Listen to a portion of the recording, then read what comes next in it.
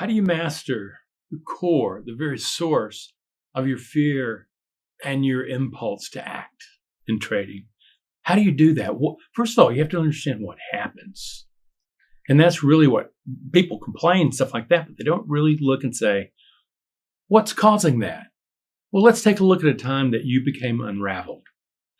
You'd traded your plan, done that before, you'd been good at it, and you'd gone in and you did the analysis and you built a plan. You knew that it was a good plan, had good upside for you, and it's protected you. And then what happens is all you have to do at that moment is trade your plan. Okay? So you get into the trade and all of a sudden something goes bonkers. It could be trade going against you. It could be almost anything. It could be them spiking and going in your direction, but a lot more than you thought. You got excited. Anything, before you know it, what happens is you're thinking that I've got my thinking brain going, man. I'm in control. I've got this plan. I'm working on it. And then before you know it, you just fall apart. You become unraveled. And you go, what happened? I had my plan. All I had to do was execute it. And I went to pieces. What's going on? Friends, this is where you have met how the brain operates on uncertainty. And until you master how that brain operates on uncertainty, you're going to have these things that keep happening, because you have a partner in your trading. It's what I call the caveman brain. It's your emotional brain. It's your mammalian brain. And it sees things completely different than your thinking brain. The problem, though, is that emotional brain doesn't have language centers that it accesses, and the emotional brain and the thinking brain can talk with one another. That'd be really helpful because the thinking brain has a tendency not to listen to the emotional brain, and it should, because the emotional brain can just take over like crazy. And here's the deal. Ultimately, you're playing a game called the brain on uncertainty. First off, is your brain does not like uncertainty. It evolved over millions and millions and millions of years to stay away from that one big thing, uncertainty. It wanted certainty. And what you're doing is you're getting to a situation and all of a sudden that plan is no longer certain. The trade's not doing what it's supposed to be doing. And all of a sudden what happens is your emotional brain, the caveman brain, wakes up. And suddenly what happens, it perceives threat. It doesn't perceive that you have a really good plan and you have your stop set and all like that. No, it doesn't even know about money.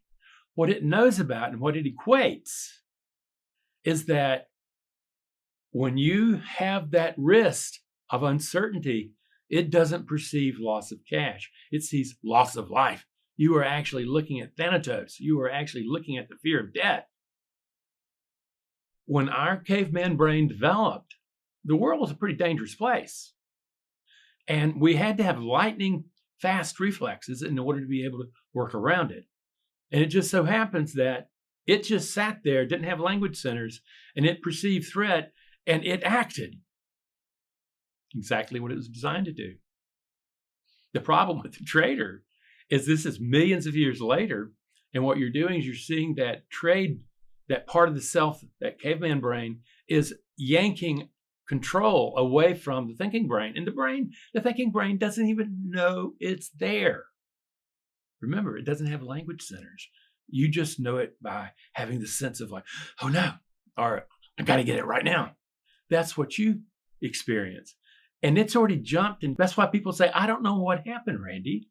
I was doing fine. Everything was going along fine. And then boom, I just didn't know what happened. This is what's happening. You're seeing how fast the instinctual brain of the caveman is compared to the thinking through of the thinking brain.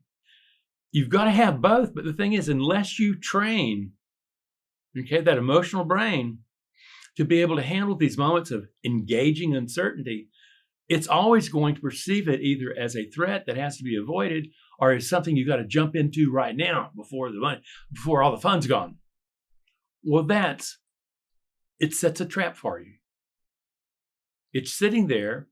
And the truth is, if you were observant, if you were truly developed mindfulness, you would be able to spot it. You wouldn't necessarily see it in language in the head. You'd be able to see it in tenseness. You'd see it in fixation. You'd see it in that. You'd see it or holding your breath. It has a completely different language. Unless you learn that language, you're going to get shot out of the water. Unless you learn to counter it and to take control of the mind you bring into the moment of uncertainty, it's going to continue happening. It is instinctual. You're not just going to push through it. It's much older than us as a species. Social mammalians have been around for about 120 million years. That instinctual brain has been there that long. Then you have this upstart, 250,000 years or so or less, of a thinking brain, and it has very little communication with the emotional brain.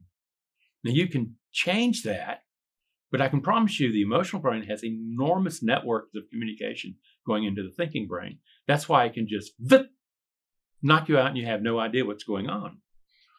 The key is, if you're going to be successful in trading, unless you win the lottery, okay, you are going to have to open up emotional intelligence and say, how do I learn to use my emotions to produce the mind that can engage uncertainty and not flip out? It can be done. Once you grasp that, an emotion is not a feeling that you want to push away. An emotion is a biological action potential that's built to trigger immediately as soon as there is a change in status.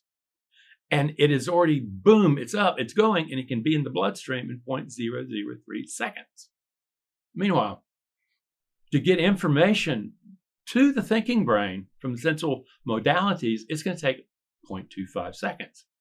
The chemistry of the reactive brain is already in the bloodstream doing its damage even before the information gets to the thinking brain to review. That's what's been happening. Why? Because that emotional brain, that caveman brain, looks at a threat to capital, doesn't see that at all. It sees a threat to self, and it has to act immediately, right now, before it dies. That's what's happening. That first step that has to occur is understanding emotion differently and understanding beliefs that you hold about your ability to manage uncertainty are being revealed in your trading results in your trading account all the time. Listen to them. They're not going to go away by pretending they're not there. They're not going to go away with denial. They're not going to go with being tough and I'm pushing through it. It just blows it up. You're going to say, okay, the first thing is I'm going to learn my emotional nature. I'm going to also learn how to manage the emotions. That's the emotional regulation we teach in our individual course. That's the emotional regulation that we teach in our group course. And suddenly you're going to see that the way you breathe is in fact part of the emotion. So you have a volitional way of managing it and tamping it down so that it doesn't reach this volatile place where it just takes over mind. You can do that. It's not even that hard, but you do have to practice. You have to create a different way of breathing in the presence of fear, the presence of uncertainty. Okay? The next thing is you're going to have to develop mindfulness. You're going to have to step back and say, this is not me. I also need to become an observer, mindfulness of that emotional brain, that caveman brain. I need to know that caveman brain like, just the most intimate thing in the world, because it is. You're going to have to get to know it. It's going to reveal to you how the body triggers to action emotionally. And then you're going to say, okay, well, what am I going to do about it? What you'll discover is that your mind is actually a community of rival programs, emotional programs, that are always duking it out for control of the construction of self. That's what you call you. And what you want to do is get to the moment of realizing that there are all sorts of internal resources going on inside brain, inside mind, that you can reorganize into higher functioning. We teach that. And when you do that, suddenly you discover is that you have living within you as a resource right now the discipline of a ruler, the courage of a warrior, the tender loving care, the compassion, the loving kindness of a caregiver, which you need desperately if you're going to change the mind. Okay? And then what you have is you have the impartiality of a sage. That is the crew that you want to come together as a part to self, build the community of the mind that takes control of engaging uncertainty. That's how it's done, friends. You don't leave the past to control the future. What you do is you intervene into the present moment and rebuild the way your brain engages uncertainty. Uncertainty is no longer a threat. Uncertainty is possibility. It could land one way or the other, you don't know, but what you do know is this, is if you've done your work,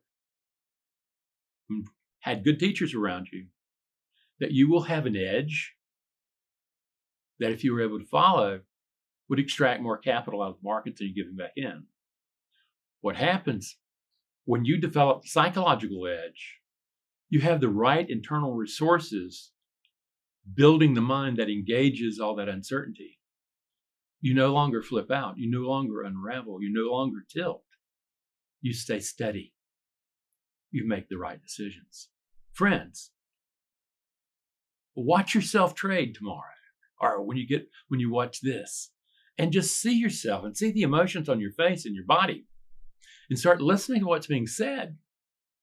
I don't have a business if it weren't for a bunch of guys who are still trying to prove that they're worthy and matter to somebody who's already dead. Okay? We have to move past that. We have to move to the point where you actually know you're already inherently worthy. And when you see failure, that's actually the opportunity to retrain yourself. Yes.